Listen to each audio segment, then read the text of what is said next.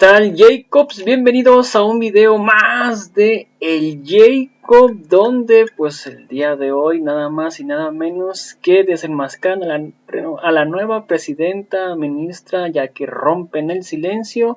Analista y Hamlet, diputado de Morena, evidencian todo sobre la nueva presidenta Piña, la nueva ministra.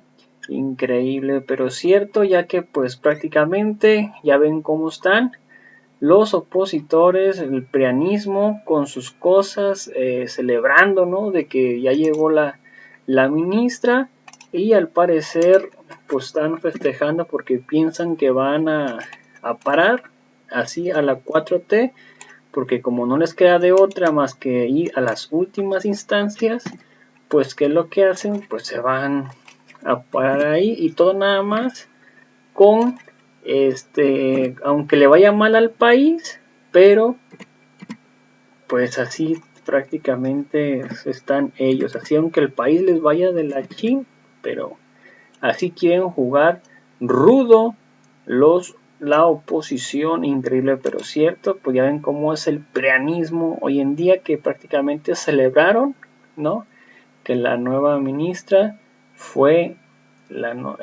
es la mismísima Piña. Así que bueno, la Norma Piña, veamos de qué se trata y cómo estuvo, y ahorita comentamos por qué no, ya que todo empezó de esta manera. Sí, Vicente, pues primero felicitar a Nancy por el trabajo que realiza. La nota también que publicó hoy sobre los más de 300,000 millones que condonó el ministro Gutiérrez, que perdió la presidencia de la Corte, y esta pregunta también que plantea. Y en ese aspecto pues queda muy claro que es un club, es una mafia bien representada por personas que han estado ahí durante décadas. Por eso yo creo que no es ningún mérito que lleven 20, 30, 40 años en el Poder Judicial, precisamente porque ya no tienen ideas nuevas o frescas, están hechos de una manera. Los abogados, pues que tienen mayores recursos, despachos más grandes, suelen tener relaciones importantes con los jueces, con los magistrados, con los ministros. Esta boda pues es un reflejo de ello. Así que pues bueno, sin más preámbulo, veamos de qué se trata, cómo estuvo, y ahorita comentamos, ¿por qué no? ¿Cómo ves la elección de la ministra Piña Hernández como la primera mujer como presidenta pues de la Suprema Corte de Justicia de la Nación, y todo esto que seguramente estabas escuchando sobre el caso en torno a Yasmín Esquivel, que hoy en el Pleno de la Suprema Corte sigue defendiendo su tesis y sigue defendiendo su versión? Te escucho con tus opiniones, con tus comentarios, Norman. Claro que sí, con mucho gusto. Mira, para mí era previsible que hubiera una elección que no le favoreciera. Ya la andanada habría sido tan fuerte que habría sido complicado que ella misma pudiera seguir adelante. En cualquier caso, tenemos que hacer notar que un plagio o copiar, que suele ser tan común en las universidades, haya afectado una carrera que pudiera haber sido brillante. Yo creo que la ministra ahora lo que tiene que hacer es defender su posición de la forma como lo ha venido haciendo.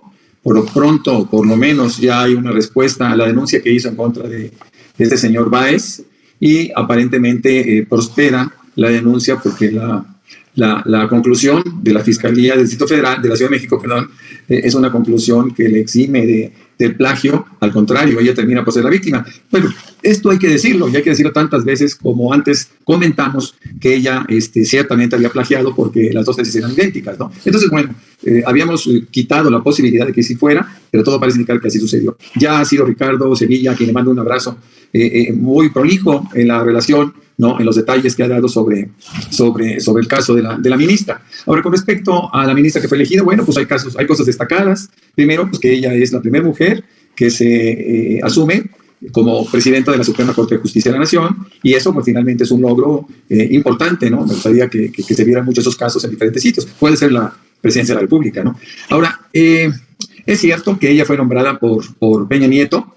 Es cierto que ella obedece a poderes específicos, pero también hay que reconocer que tanto el Tribunal Electoral, el INE y la Suprema Corte de Justicia han estado operando a base de cuotas. No hay que olvidar que el PRI y el PAN, ahora en alianza, pues tienen el control de estos 3 órganos. ¿Por qué? Porque fueron finalmente cuotas partidarias. En el caso, y a mí me preocupa mucho eso, en el caso de las ternas que fueron enviadas por el presidente López Obrador con la mayor neutralidad posible en términos ideológicos, pues sí, tuvo su repercusión cuando el mismo presidente se quejaba esta mañana hablando de la traición, por decirlo de alguna manera, él no lo cita de esa forma, pero de 2 personas que votaron en contra, ¿no? Es decir, a ver, yo creo que mientras no se dé un cambio sustancial en la forma de operar de esos órganos, Morena pues debe de mandar a sus candidatos, ¿no? Y debe poner a sus funcionarios, a sus consejeros, a sus magistrados y a sus ministros. De otra manera, seguirá manteniéndose ese control sobre órganos que son tan importantes, ¿no? Entonces, me parece que tenemos que hacer a un lado, no la honestidad, pero sí a un lado la ingenuidad de pensar que estos se van a comportar, ¿no? Tenemos el caso de la ministra Loretta, ¿no? Que de repente tú la ves votando prácticamente en contra de la mayoría de las iniciativas del presidente, y vemos el caso de varias personas que actuaron de esa manera. Me parece que es justamente la ministra que hoy por hoy está en desgracia, pero que estoy seguro que se va a revivir a través de la verdad, ¿no? Yo creo que es relativamente fácil darse cuenta que el plagiario va a tener que reconocer sus errores.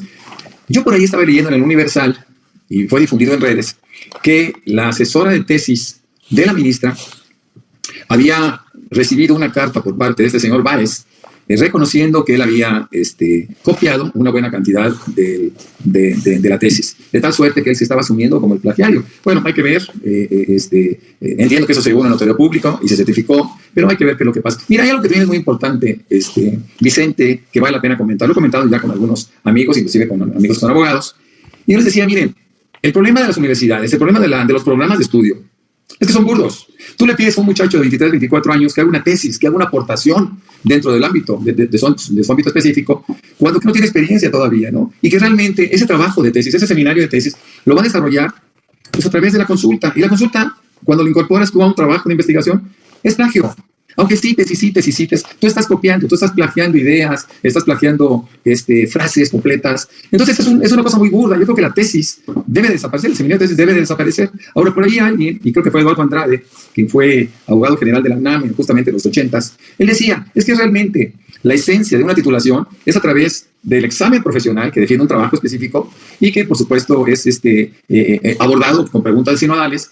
Y es la forma como se debe de titular una persona, al margen del trabajo, ¿no? Para él, lo valioso es el examen profesional que tiene derecho, que accesa a un título profesional y la cédula específica correspondiente. Entonces, a mí no me conmueven las tesis, ¿no? Cuando hay plagios, nos acordamos de tantos plagios, del mismo plagio de Peña Nieto, y de tantos plagios que hay, ¿no? Tú haces un tuit simplemente y al rato lo están haciendo de la misma manera otros, ¿no? Nada más que con sus nombres. Entonces, es como que es algo común, ¿no? Y bueno, creo que las universidades deben de desaparecer el medio. Me parece que se ha avanzado mucho en muchas universidades, pero debe de desaparecer la opción de tesis, la opción de un trabajo de investigación, porque realmente no está aportando nada. Son muy pocas las tesis de un estudiante que aporten algo a su campo específico, ¿no? Y que tú digas, bueno, están logrando un cambio dramático, y no es cierto.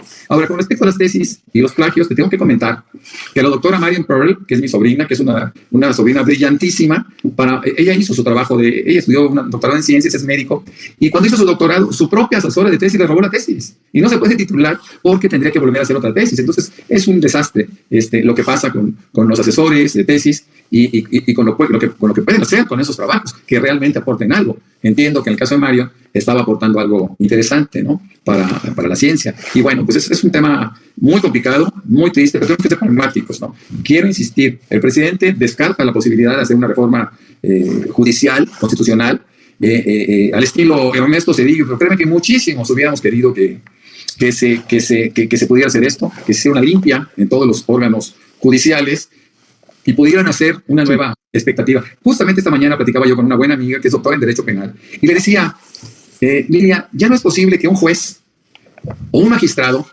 o en este caso un ministro, pueda decidir por sí mismo. No, hay que ser todo colegiado, ¿no? Ya las decisiones no deben de ser individuales, deben de ser colegiados, donde cuando menos se conozcan otras opiniones y las sentencias sean más justas, ¿no? Porque eso de que un juez de repente llegue, le den dinero y esté sentenciando a favor de delincuentes, pues es algo que sucede en nuestro país todos los días, mi querido Vicente.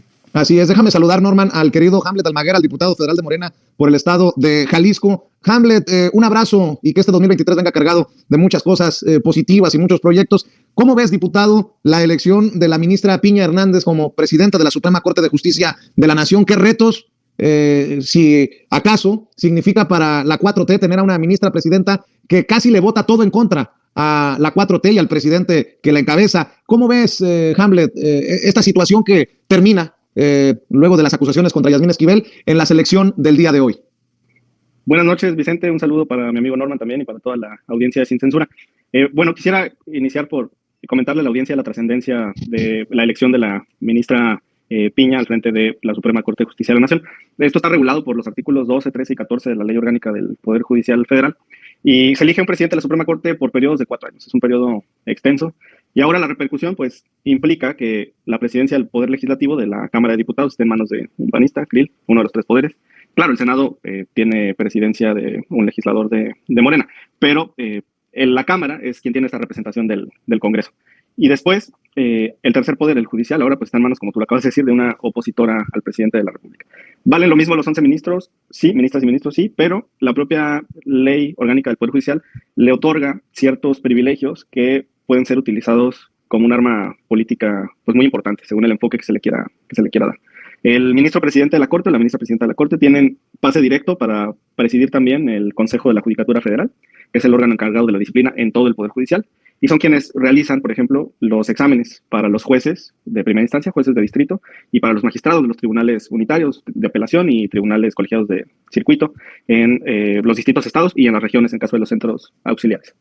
El ministro presidente de la Corte también designa a los trabajadores de la Corte, incluyendo a los secretarios, a los proyectistas, a los actuarios y demás. Es quien desarrolla todos los procesos de disciplina por responsabilidades administrativas al interior de la Suprema Corte en particular. Es quien entrega al presidente de la República y al Congreso el anteproyecto de presupuesto del Poder Judicial. Y una facultad muy interesante que está en la ley orgánica y que tal vez habría que revisar es la de diseñar la lista de los asuntos que se tienen que resolver. Y esto implica la posibilidad de poner un freno o acelerar determinaciones sobre ciertos asuntos que estén en discusión en la Suprema Corte. Yo creo que esta avalancha de buenos deseos de muchos opositores se debe a que tienen esperanzas en que la nueva presidenta de la Corte les va a ayudar a frenar legislación que se ha aprobado en los últimos meses o en los últimos años y que todavía está sujeta a revisión por parte de la Suprema Corte de Justicia de la Nación. Y en cuanto a la habilitación para el ejercicio de la profesión, retomando el comentario de Norman sobre el lamentable acontecimiento de su sobrina, pues sí es algo común entre académicos. Por ahí dicen que chicharean a sus alumnos, les piden trabajos y después ellos lo juntan y lo presentan. Es algo pues lamentable. Y quizá la solución sea la operación de un sistema como existe en otros países y que el mecanismo para habilitar a una persona para que pueda ejercer la profesión como abogado sea el examen en la barra y no necesariamente el tema de la tesis, como ahora estamos en todo este debate que has mencionado. Entonces, en conclusión, sobre la importancia de la presidencia de la Corte, es un periodo extenso de 4 años, tiene todas estas facultades y lo importante va a ser cómo las utilice la nueva presidenta de la Suprema Corte, Vicente. Déjenme preguntar, ¿pudo haber sido peor la elección de Alfredo Gutiérrez Ortiz Mena rumbo al 2023-2024 que la elección de la ministra Piña Hernández? Con mucho respeto planteo esta pregunta basado en el historial de voto, por eso lo pregunto. Ortiz Mena, cargado obviamente al calderonismo, Piña Hernández del peñanietismo, y lo pregunto porque ahí está el caso de Brasil, y no quiero sonar dramático ni exagerado, pero fue precisamente el Poder Judicial el que en su momento apuñaló a Lula da Silva, quien afortunadamente regresa a la presidencia ayer, y este Poder Judicial que tumbó a Dilma Rousseff. Lo comento porque ya el propio presidente creo que abrió la puerta para entender que las fuerzas conservadoras vienen con todo luego del atentado contra Ciro Gómez Leiva, y no me quiero imaginar de qué nivel se va a poner el chacaleo, si me permites la expresión. Norman, ¿qué piensas de esto que estoy planteando? Bueno, pues pienso finalmente que dentro de los candidatos que nosotros conocimos y que cobraron mayor fuerza y se pudo verificar a través del conteo de la última sesión, entiendo que hubo 3 votaciones, y en la tercera votación ganó la ministra Piña con 6 votos por 5 que ya se habían acumulado de Gutiérrez. Tenemos antecedentes, porque además, bueno, nos preocupamos, creo que muchos ciudadanos, por saber quiénes eran, ¿no? Me parece que la maestra Piña fue la ministra Piña, perdón, fue la elección menos dramática, porque sabemos perfectamente bien que el ministro Gutiérrez trabajó en el SAT, y justamente en esa época del SAT, de 2006 a 2012, entiendo que por ahí de fines del sexenio de Calderón, fue cuando se dieron de una manera aparatosa aquellas concesiones, aquellas devoluciones o simplemente no cobros a los grandes empresarios, a 60 grandes empresarios.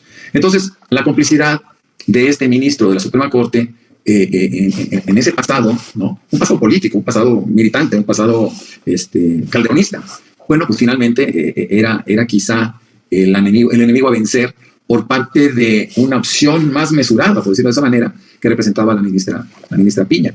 Yo creo que en el caso de la ministra deberá de entender que a partir de ahora, y en virtud de la nueva responsabilidad que tiene, pues tendrá que ser mucho más acuciosa en sus decisiones, ¿no? Y en sus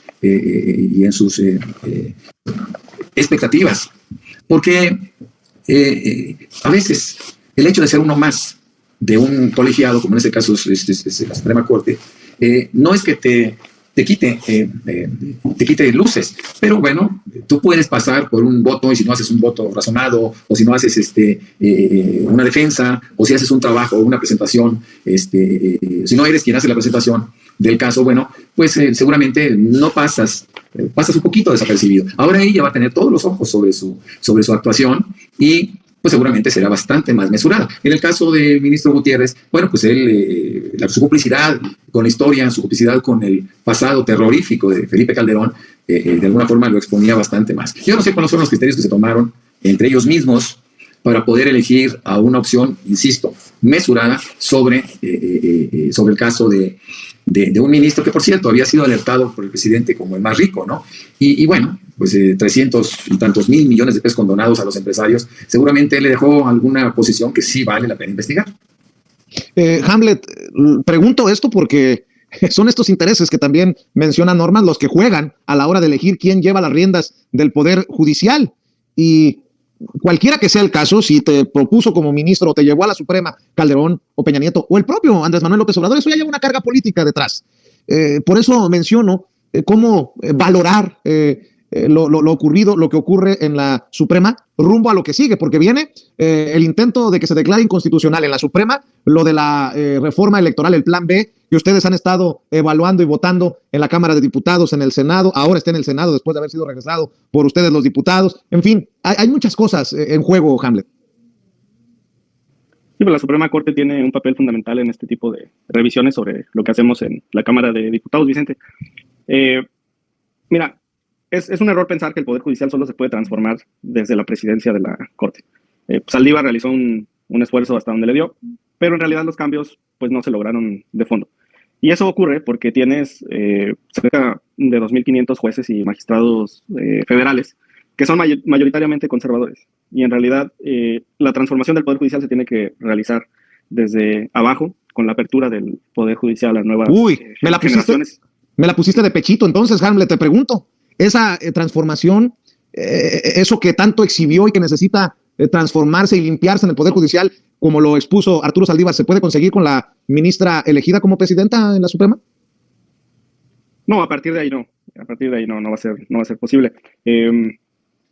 La Comisión de Puntos Constitucionales aprobó en el periodo antepasado un dictamen de una iniciativa que presenté para que los jueces federales y los magistrados fueran rotados a estados diferentes con cierta temporalidad para prevenir que se establecieran redes de complicidad y de corrupción. Eso se aprobó con votos incluso a favor de legisladores del PRI en la Comisión de Puntos. Pero pues lamentablemente no se ha votado en el Pleno. Tenemos juzgados federales en muy pocos municipios del país. Oaxaca, que tiene más de 400 municipios, ¿no? Tiene solamente juzgados federales en 2. En mi estado, en Jalisco, todos los juzgados federales están en la zona metropolitana de Guadalajara, ni siquiera en Puerto Vallarta o en Ciudad Guzmán o en Tepatitlán, en Autlán. En ciudades importantes del estado no hay jueces federales. Suele ocurrir así en la mayoría de los estados del país. Se requiere una reforma de fondo. Si el presidente ha mencionado que no va a haber una discusión constitucional, pues quizá tenga que ser en el próximo sexenio, pero en realidad el cambio en el Poder Judicial tiene que generarse a partir de eso. ¿Qué sí podría ajustar la ministra Piña? Sí es cierto lo que ha mencionado en su discurso, que se siente arropada, que se siente cobijada, que representa a los ministros, pero sobre todo a las mujeres. pues que impulse la paridad. Esa paridad que hoy es una realidad en el Poder Legislativo, particularmente en la Cámara de Diputados, esa paridad que es una realidad en la bancada de Morena, que tiene 52% de integrantes mujeres en la Cámara, pero en el Poder Judicial las mujeres son el 27% de las juezas, magistradas y ministras, en realidad no tienen un peso relevante. Ojalá que impulse eso, sería un buen legado. Un cambio en la forma de pensar de los jueces es complicado porque es un poder que por diseño pues es antidemocrático, no le deben el puesto al pueblo, no son electos, es un poder de élites porque se requiere pues cierta preparación o vínculos políticos para poder acceder a esos cargos, y entonces los aleja, y los jueces y magistrados parece que están hechos como un molde. Tú puedes revisar desde sus tweets las sentencias que emiten y parece que todos piensan de la misma manera. Es un poder extremadamente conservador y cerrado, endogámico. No por nada en el gremio jurídico se le conoce como el poder judicial familiar.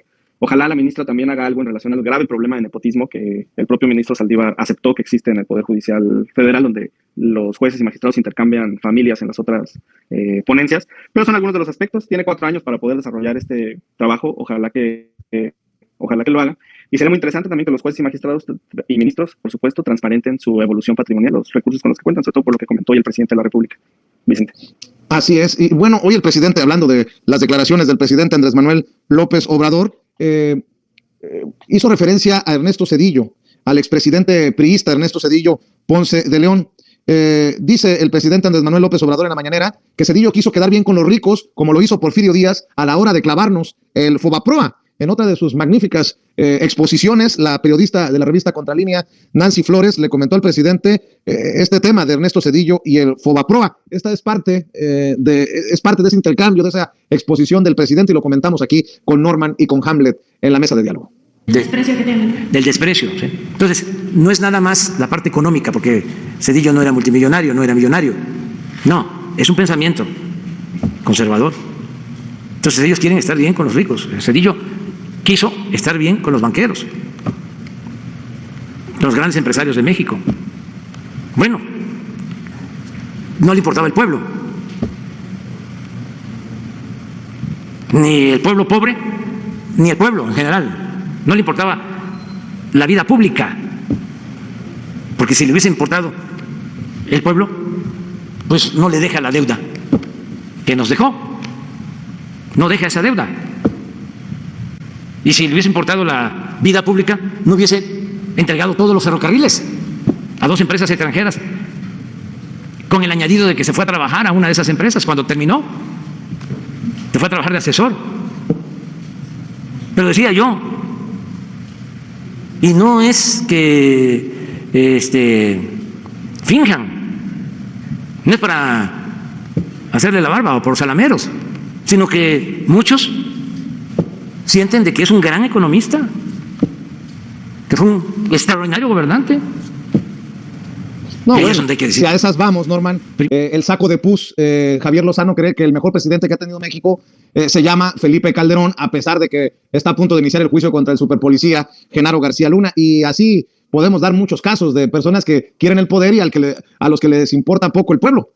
Claudio X González y sus muchachos. Pero bueno, ya es de mi cosecha esto que estoy mencionando, son mis opiniones. Mi querido Norman Pearl, ¿cómo ves? Escucho tus comentarios. Fíjate que uno de los grandes aciertos del presidente López Obrador, aciertos complejos, aciertos de muchísimo sacrificio, de mucho trabajo, de mucha labor, fue llegar al gobierno sin compromisos. Zedillo, que fue un emergente de Salinas de Gortari, finalmente llegó con compromisos. Tenía los mismos compromisos que han tenido todos los presidentes antes de llegar al presidente actual. Entonces, esos compromisos hacen que actúen exclusivamente en beneficio de quienes los pusieron. A Zedillo lo puso el empresariado, lo puso los mismos poderes fácticos que existían y que hasta la fecha todavía se andan revoloteando en torno al poder actual, buscando regresar en 2024 a sus orígenes. Pero Zedillo tenía compromisos y se hizo notar cuando tiene que salir a rescatar a los ricos. A ver, ¿cómo rescato a los ricos? Pues con el dinero de los pobres. Tan sencillo como eso. Rescata banqueros, rescata empresarios en desgracia, entre comillas, todos millonarios antes y después y durante, y los rescata. ¿Y qué pasa? Pero no lo hace solo. Recuerda que para que pudiera darse este evento tenía que contar con la complicidad del PAN, porque no le alcanzaban los votos. Durante algunos meses estuvo pidiéndole a Felipe Calderón que lo apoyara y Felipe lo negó públicamente. Inclusive, en una ocasión, por ahí un video, Andrés Manuel le pregunta y le dice: a ver, ¿te comprometes a no votar a favor del Fobaproa? Y dijo, sí, yo me comprometo. Finalmente lo votó.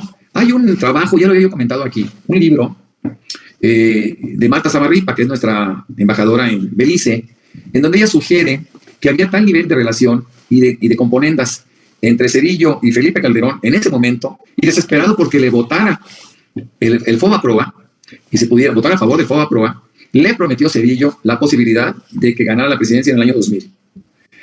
Es teóricamente como se compromete Felipe Calderón y le dice, ok, yo firmo, pero tú me das la presidencia. Y notamos cosas muy raras, ¿no? Las enumera por ahí Marta Zamarripa, cuando dice, bueno, notamos como la Bastida de repente se le acaban los recursos, se le acaba el discurso, se le acaba el proceso, un poquito lo que le pasó en su momento a Fernández Ceballos, ¿no? Cuando abandonan la campaña y hacen ganar al que prevalecía, ¿no? En aquel caso fue un priista, y en el caso de Fernández Ceballos, y en el caso de Zedillo, logró que Fox ganara la presidencia. Y hay un antecedente, por cierto, que no está divorciado de este caso. Aquí en Querétaro, el PAN gana por primera ocasión. ¿Tú te acuerdas de Fernando Ortiz Arana, que fue presidente nacional del PRI, que estuvo arriba de un coche dando a conocer la muerte de Colosio en Tijuana? Claro. No le ganaba a nadie a Fernando Ortiz Arana aquí en Querétaro. Todo el mundo pensó que iba a caminar muy tranquilamente. Sin embargo, Zedillo, muy celoso de los intentos o de los deseos de Fernando Ortiz Arana por ser presidente de la República y no haber sido designado por Salinas como el candidato emergente, pues se viene a Querétaro, busca la candidatura del PRI, se la dan, y Zedillo desde el centro lo destroza. Le gana un desconocido que ahora es diputado federal por el PAN, Ignacio Loyola, un panista de segundo o tercer nivel, que nadie quería esa posición frente a Fernando Ortiz Arana, y él lo toma, y él dice, bueno, pues yo no pierdo nada, hago una campaña y me doy a conocer un poquito. Y de repente se da cuenta que ganan, ¿no? Algo ridículo, ¿no? De esas cosas, de esas historias inverosímiles que de repente surgen en la política, ¿no? Fue un castigo de Zedillo. Y en el caso de Fox fue un premio para el PAN, negociado con Felipe Calderón, Vicente, y hay antecedentes, creo que vale la pena empezar a buscarle, rascarle. Voy a hablar con Marta Zamarripa para poder abundar más en el tema. Cuando el presidente habla de Zedillo y los intereses y los nexos y todo esto, se me vino a la mente aquella conocida como la boda maléfica, mi querido Hamlet Almaguer, en donde estaba Ortiz Mena, en donde estaba el decano ministro de la Suprema Corte de Justicia de la Nación, Luis María Aguilar, en donde estaba el expresidente Peña Nieto. Era la boda de la hija de Juan Collado, hoy tras las rejas por los supuestos dineros irregulares que manejó en Andorra y en otros lugares. Y yo me pregunto si esos comparten intereses o son parte de la misma mafia. Bueno, ya lo dije. Mi querido Hamlet Almaguer, el presidente, en este momento histórico importante, que retome lo que le plantea Nancy Flores de Contralínea para hacer pues estas exhibiciones, para que no nos pasen de noche las cosas que estamos viendo, Hamlet. Sí, Vicente, pues primero felicitar a Nancy por el trabajo que realiza. La nota también que publicó hoy sobre los más de 300,000 millones que condonó el ministro Gutiérrez, que perdió la presidencia de la Corte, y esta pregunta también que plantea. Y en ese aspecto pues queda muy claro que es un club, es una mafia bien representada por personas que han estado ahí durante décadas.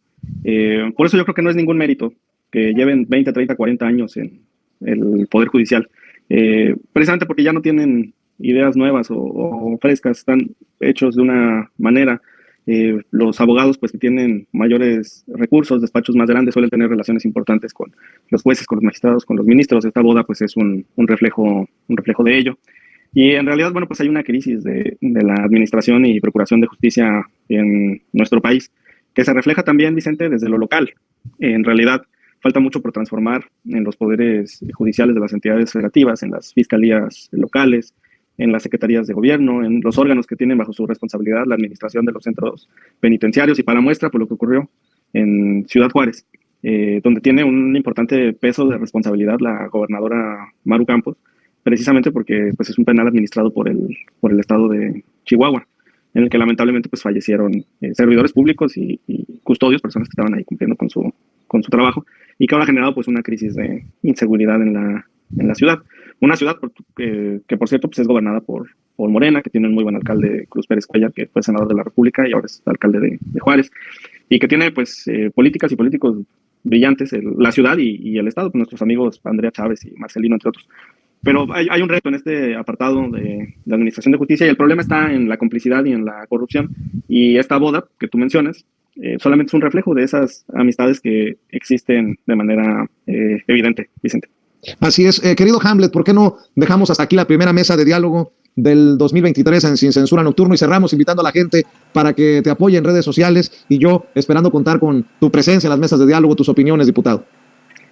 Muchas gracias. Bueno, pues ahí está el mismísimo Hamlet hablando de la ministra Piña, donde pues prácticamente tienen todas las esperanzas puestas ahí los pianistas en que ella les va a hacer el juego sucio, aunque ya empezó a hacer sus dagas la ministra Piña, como era de esperarse, ya que le va pues a hacer la vida imposible a la 4T, pero sin embargo nos agarra a nosotros como rehenes. Increíble, pero es cierto, pero esto no debería de pasar así, porque no simple y sencillamente nomás hacen su trabajo y ya es lo único que le pedimos, pero pues no, va a empezar a hacer sus dagas una tras otra, todo para hacer quedar mal a nuestro presidente, sabiendo que se llevan al país entre las patas.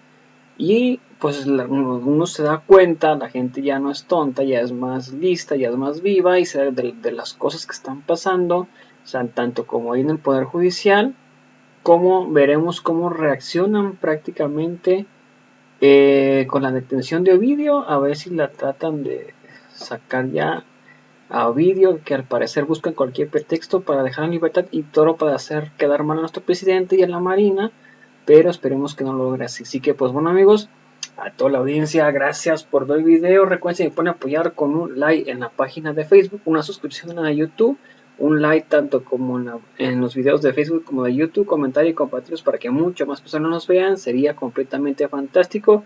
A toda la audiencia, gracias por ver el video, los invito a ver nuestro siguiente video. Hasta la próxima, bye. Sus, que no si puedes apoyar con estrellas que no afecten tu economía, sería completamente fantástico.